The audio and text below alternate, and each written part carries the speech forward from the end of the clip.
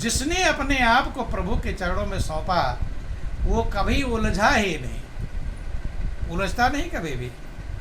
कि अपनी जिसने सौंप दी और प्रभु के हाथों डोर, और कभी उलझती ना दिखी तुलसी नंद किशोर। देखो, आपको भी कोई जिम्मेदारी सौंप दे तो आप सोचते भाई मेरे भरोसे है, कहते कि नहीं कहते कि उस मेरे भरोसे है तो मुझे चाहे कितना भी मुझे जाना पड़ेगा, कहते कि नहीं कहते मेरा। तब आप सामान्य हैं जो बदल जाते हैं, जो कहकर बदल जाते हैं, वह भी अपने आप के भरोसे जो रहता है तो ये प्रयास करते हैं कि उसका मुझे निभाना चाहिए। तो जो प्रभु के भरोसे हो जाएगा तो तुम तो मजबूर भी हो, बाधा भी तुम्हें रोक सकती है, लेकिन प्रभु के सामने कोई बाधा नहीं है।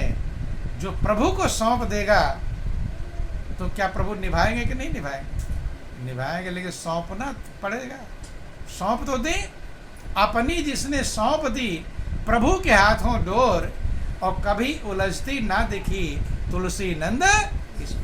कभी उलझा ही नहीं, जिसने सौंपा वो कभी उलझता वही है जो सौंपा नहीं और कहता है, वो उलझता रहता है बंधु। लेकिन प्रभु को सौंपेंगे कैसे? पहले प्रभु का पता होना चाहिए। क्या होना चाहिए? प्रभु का पता होना चाहिए। अब इसमें से हम किसी को कह दें कि उनको एक गिलास पानी दे दो, अब उसका आपको पता होगा तभी तो ले जाकर देंगे, और यही पता नहीं हुआ आदमी कौन सा दे दो, किसको दोगे? ऐसे प्रभु को समर्पण करने सौंपने से पहले प्रभु का पता होना चाहिए कि प्रभु क्या है, किसे मुझे सौंपना है, पता होना चाहिए कि नहीं पता होना। प्रभु कितने हैं? भगवान कितने हैं? एक। सभी लोग कह रहे एक, लेकिन सबके इष्ट देव अलग अलग होंगे कि नहीं होंगे?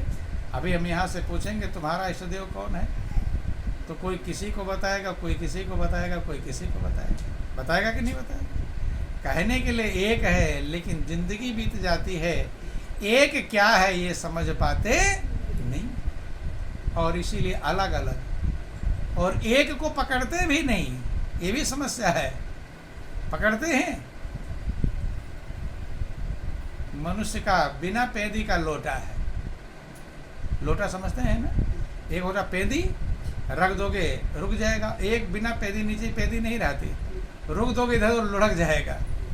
तो ऐसे ही मनुष्य बिना पेंदी का लोटा होता है, जहाँ जाता है उसी का बन जाता है। गंगा गए तो गंगा दास, और जमुना गए तो जमुना, वो फिर किसी का नहीं होता, न गंगा का होता न जमुना का होता है, वो इधर से भी चला गया उधर से भी चला गया। धोबी का कुत्ता न घर का न घाट का। बंधु, एक का होना होता है। किसका होना होता है? एक। अपने दिल में समझ लो कि क्या आपके इष्ट देव एक हैं? एक होना चाहिए। कितना होना चाहिए? एक। एक ही है, लेकिन पूरी जिंदगी बीत जाती है, हम समझ नहीं पाते वो एक क्या है। हर जगह वर्णन आया कि परमात्मा एक है, व्यापक एक ब्रह्म है अविनाशी। ब्रह्म माने परमात्मा कितना है? एक। कितना है? आप लोग भी आरती में गाते हैं कि तुम हो एक अगोचर सबके प्राणपति, स्वामी सबके प्राणपति, किस विधि मिलूं दया में, किस विधि मिलूं दया में, तुमको मैं कुमति, ओम जय जगदीश। तुम हो एक। कितने हो? या 10 कोई गाता है, तुम हो 10 20 50 अगोचर है, एक गाते हैं। तो एक जैसे गाओ कि तुम हो एक, तो आपको निगाह पहुंच जानी चाहिए वो एक कौन सा है। और अगर निगाह नहीं पहुंची तब आप धोखे में, भ्रम में। समझ जाना चाहिए वो एक वही है? वैसे कहा सब तो एक ही है, ये घाल मेल से काम नहीं चलेगा। आपको समझना पड़ेगा वो एक कौन सा है। आगोचर गो माने इंद्रियां, जहाँ तक मन बुद्धि इंद्रियां पहुँचती हैं वहाँ तक परमात्मा नहीं है, वो माया है। गो गोचर जहाँ लग मन जाए सो सब माया जाने होगा। और परमात्मा मायातीत है, माया से परे है। अर्थात मायातीत जो परमात्मा है वो है एक।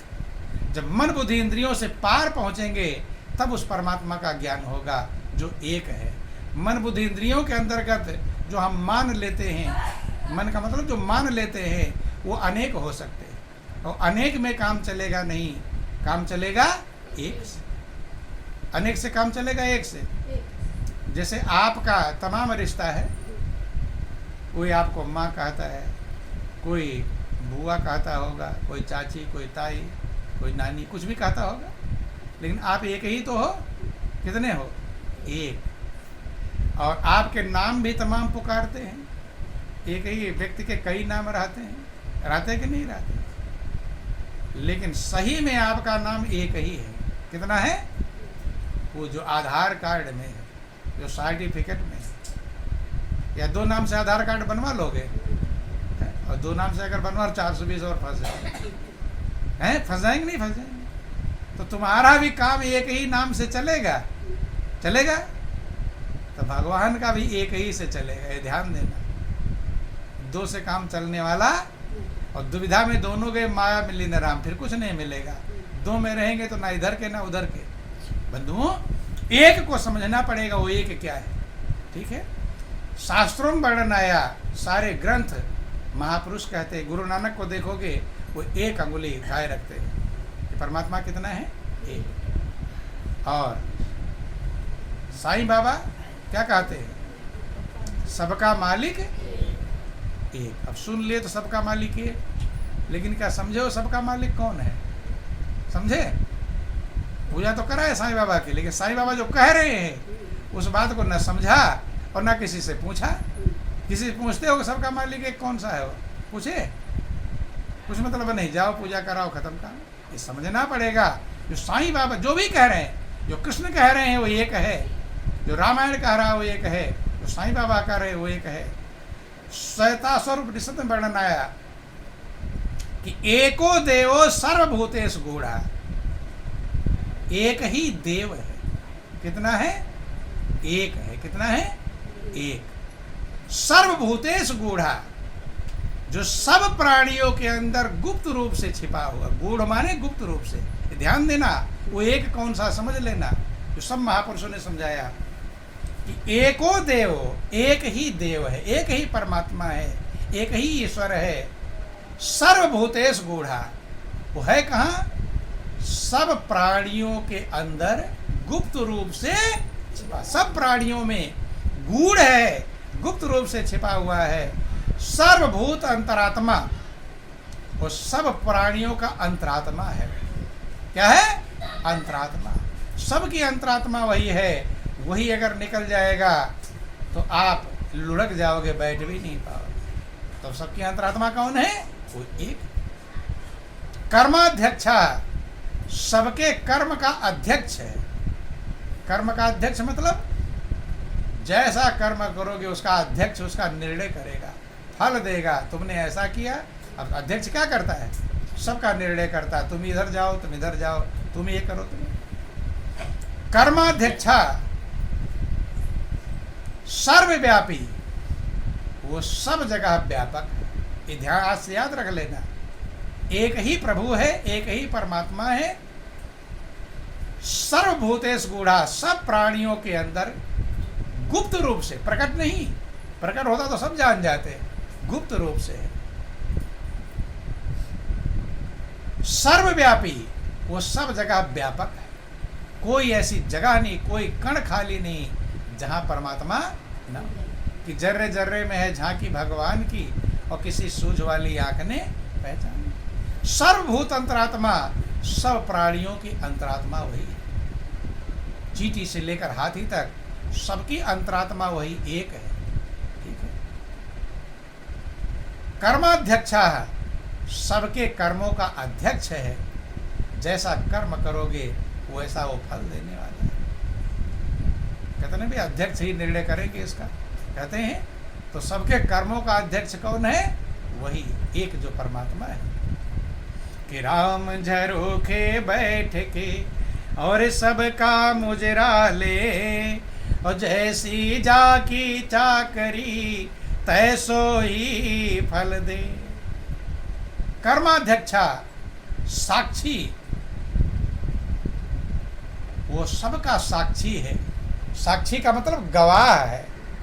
क्या क्या आप कर रहे हो, कैसे कर रहे हो, क्या क्या सोच रहे हो, क्या बोल रहे हो, क्या कर्म आपने किया है, सबकी गवाही है उसके पास, सबका प्रमाण उसके पास में, सबकी रील बना रहा है। बना रहा कि नहीं? प्रमाण सहित, गवाह का मतलब प्रमाण सहित आपके कर्म उसके पास मौजूद है। ऐसे फल नहीं देता। तुम पूछोगे ये फल क्यों दे दिया, तो प्रमाण देगा कि ये कर्म तुमने किया था। नहीं समझ में आई? पूछोगे क्यों चारपाई में घुरच रहा हो, तो कर्म बताएगा कि ये कर्म तुमने किया था। इसलिए साक्षी है, गवाह है, कर्माध्यक्षा, कर्म का अध्यक्ष है, सर्वभूताधिवासा है और सब प्राणियों का निवास स्थान है। अर्थात सब प्राणी उसी में उनका आवास है। आपका आवास क्या है? परमात्मा है। ये जिसमें रहते हुए घर नहीं है, कि जिसमें रहते हुए घर तुम्हारा नहीं। सबका आवास क्या है? प्रभु है। सर्वभूताधिवासा, साक्षी, चेता, वो चेतन है, वही आपके अंदर है।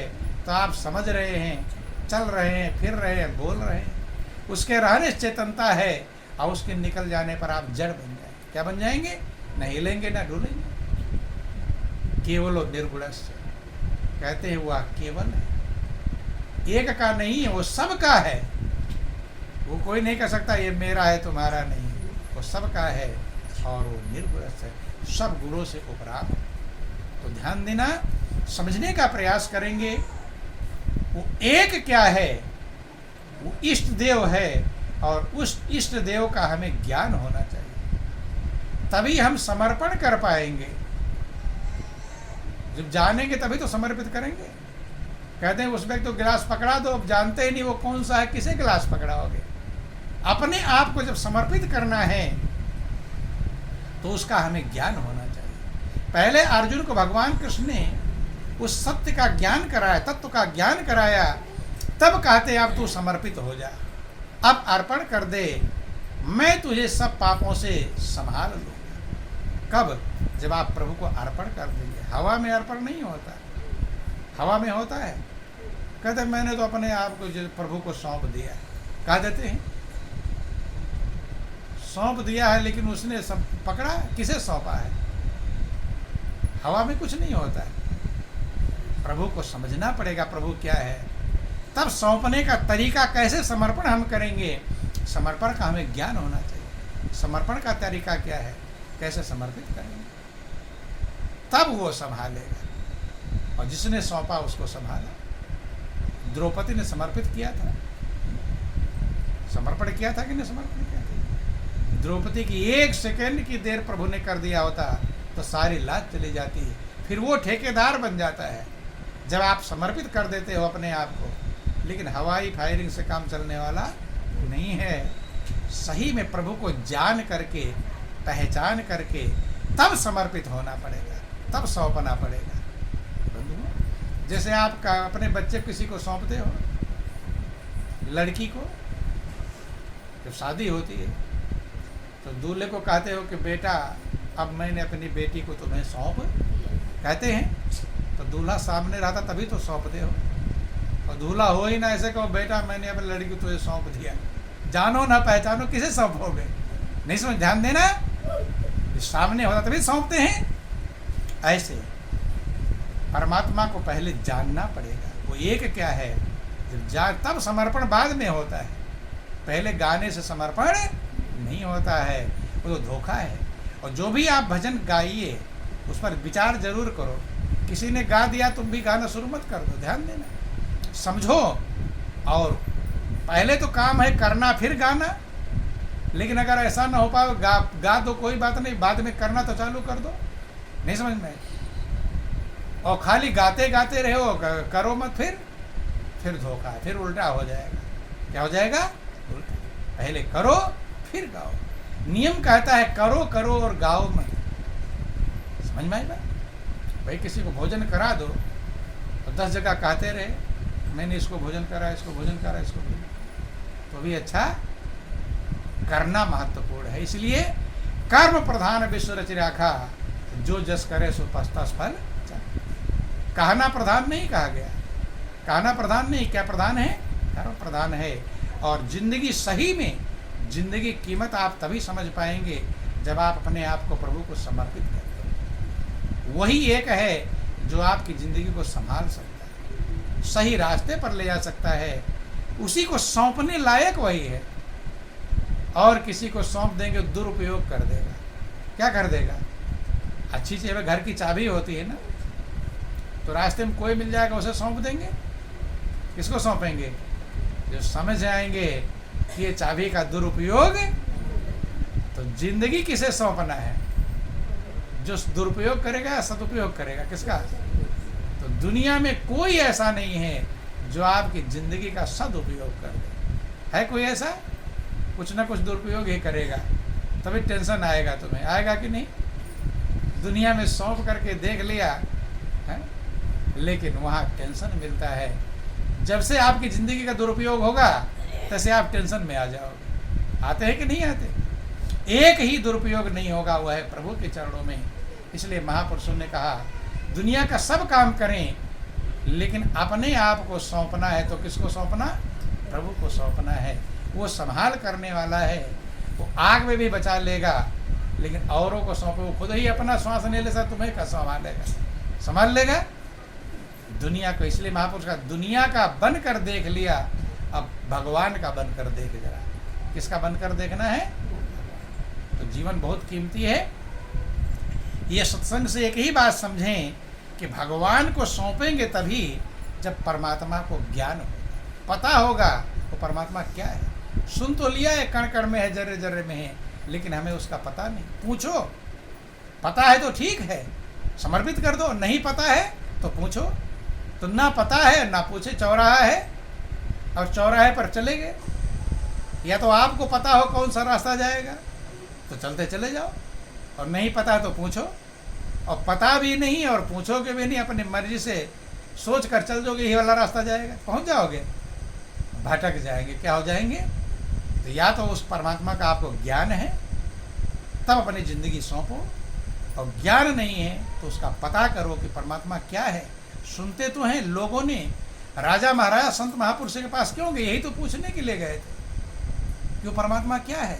सुनते हैं तो है भगवान कण कण जर्रे जर्रे में है, सुनते हैं मेरे हृदय में है, लेकिन मुझे उसका पता मालूम नहीं। पूछो कि जो पहुँचे हुए संत जन हैं उनसे पूछो पथ की बातें, और वही पथ की बातें बता पाएंगे जिसे रास्ते का पता।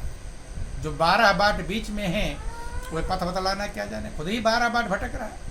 तो इसलिए पूछना पहले काम है। ये भगवान कृष्ण ने अर्जुन को गीता में समझाया, पूरा गीता का निचोड़ है। और अर्जुन, हर व्यक्ति अर्जुन है।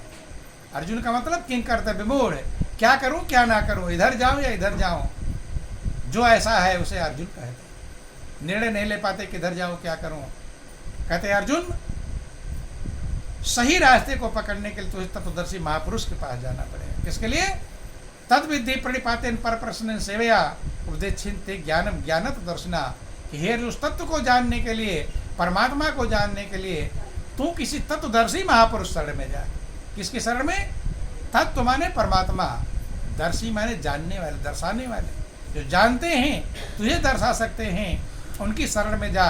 प्रेम पूर्वक दंडोत प्रणाम कर, झुकना, विनम्र भाव से उनकी सेवा कर। जब प्रसन्न हो जाएंगे तो हाथ जोड़कर और कपट छोड़कर सरलता पूछेगा तो ज्ञानी महात्मा तुझे तत्व का उपदेश करेंगे, जिससे अपने हृदय में मेरे वास्तविक स्वरूप का तुझे ज्ञान होगा, पहचान होगी। जब पहचान होगा तब होगा प्रेम, और प्रेम होगा तब समर्पित कर पाएंगे, तब जीवन की मंजिल मिलेगी। इसलिए जीवन बहुत कीमती है, अनमोल है, सृष्टि का सिरताज है, सृष्टि का सिरमौर है। ये जिंदगी इसीलिए मिली है। 2 काम है, या तो प्रभु को अपना बना लें या प्रभु के अपने बन जाएं। बस इतना ही काम है। कितना काम है? या तो हम प्रभु को अपना बना लें और या तो हम उसके बन जाएं। तो कौन सा आसान है, प्रभु को अपना बनाना या प्रभु का बनना है? अब ये छांट लेना आप लोग कौन सा रास्ता। दोनों में एक काम कर लोगे, काम चल जाएगा। या तो प्रभु को अपना बना लो, अपना बनाने के लिए इतना योग्य होना पड़ेगा कि वो आपकी कीमत समझ जाए, वो आपका अपना। किसी को अपना बनाना होगा, आपको खुद कीमती बनना पड़ेगा तो आपका अपना बनेगा। और उसका बनने के लिए समर्पण करना पड़ेगा। नहीं समझ में? लेकिन दोनों में प्रभु को जानना आवश्यक है। उसको अपना बनाओ, किसे अपना बनाओगे? जानोगे तभी तो समझें, विचार करें और ये काम कर लेंगे। या तो हम प्रभु के बन जाएं या तो प्रभु को अपना बना लें। यही एक काम जिंदगी में है। ये जिसने कर लिया, अब छांटना आपका काम है। लेकिन दोनों काम में जानना पड़ेगा। प्रभु को अपना बनाना होगा तो भी जानना पड़ेगा प्रभु क्या है, किसको अपना बनाओ। और प्रभु का बनना पड़ेगा, जानना पड़ेगा मैं किसका बनूं। जानना दोनों में है और बिना जाने काम चलने वाला। इसलिए लोग संत महापुरुषों के पास गए। राम और कृष्ण खुद भगवान है, वही गुरु के पास गए कि नहीं गए? कि राम कृष्ण से को बड़ो, 3 गुरु सेवा कीन और 3 लोग के जो धन्य सो गुरु आज्ञाधीन। क्योंकि परमात्मा का ज्ञान गुरु गोविंद 2 खड़े काके लागो पाए और बलिहारी गुरु आपने गोविंद दियो। तो समय आपका हो गया है। जीवन बहुत कीमती है। ये काम अगर आपने कर लिया तो जिंदगी आपकी सफल मानी जाएगी। नहीं तो कितना धन इकट्ठा कर लो, बेटा बेटी कार कोठी फेल ही है। फिर जिंदगी फेल हो जाएगी। फिर कहीं के नहीं एक दिन लाचार हो जाएगी। किधर जाओ, किसको पकड़ूं, क्या मेरा है, ये व्याकुल हो जाएगा और शरीर छूट जाएगा। इन्हीं शब्दों के साथ बोलिए प्रेम से गुरुदेव महाराज।